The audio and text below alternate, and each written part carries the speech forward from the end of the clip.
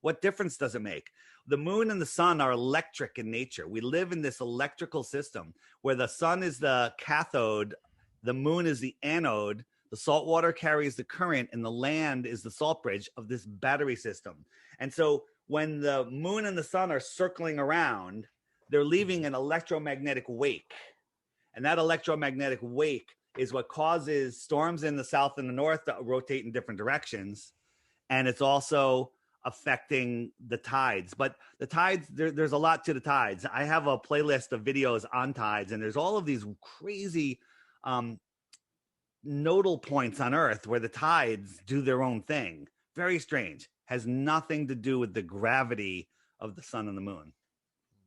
I find it interesting that you point out that you're saying that the Earth is a cathode and the moon is an anode, and it's an electrical system. I'm going to take you in a little bit of a different direction here. Do you think the pyramids are part of this system? And if not, oh yes, oh yes.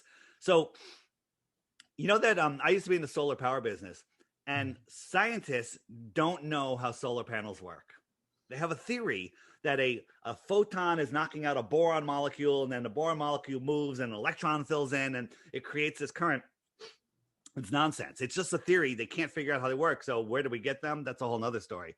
But the reality is the sun is sending electricity to Earth, and the solar panels capturing that electricity and channeling it through current, through bringing it all together. So, if you took a house plant, two house plants, put one in front of a fireplace, one in front of a fluorescent light, one of them's going to grow, one of them's going to shrivel up and die. We're electrical beings.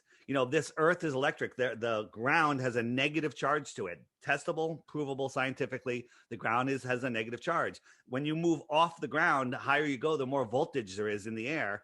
And then the firmament, the dome over us, is the positive. Okay?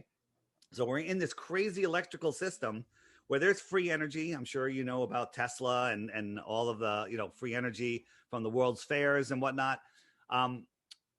That's this whole fossil fuels thing which we'll get into, is nonsense. It's all a way to control us. There's free energy. Imagine if we knew that nobody had power over us. We had access to free energy. We had access to infinite amounts of clean, pure water and food. Do you think the governments would lose control? Of course they would, right? We're here paying for energy, paying for food, and begging for permission to do everything that is, that we have the rights to. The whole reason for this deception is mind control.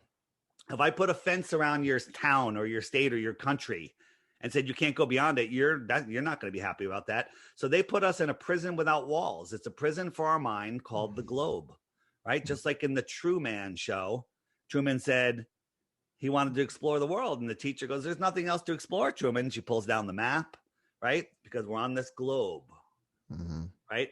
Well, what if, Jeff, that there was more beyond Antarctica? What if beyond, we live here in this inner space, here's Antarctica, and then out here there's extra territory, right?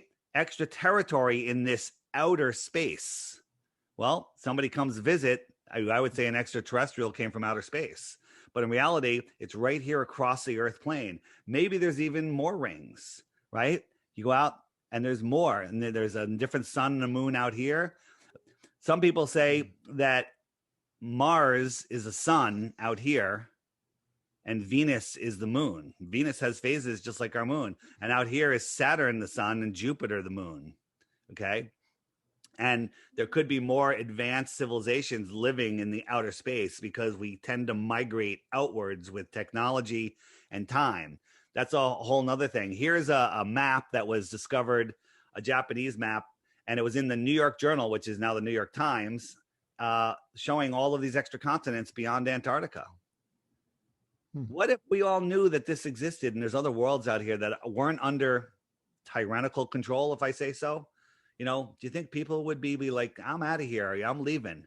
Sure, but they don't want that. They need us here, not just as their physical slaves. We're here in this dense 3D environment, and they're keeping us here. They're keeping us in the dense fear of an asteroid hitting us, fear of running out of food, water, fuel, fear of death, fear of just fear of nuclear bombs. All of that is mind control. So we obey them. Like people are obeying these tyrannical governments that are going on, and the only power the governments have over them is the belief in the person's mind that they have control. They have no control over us. It's just everyone's complying because everyone's complying because everybody believes the government has control, but they don't.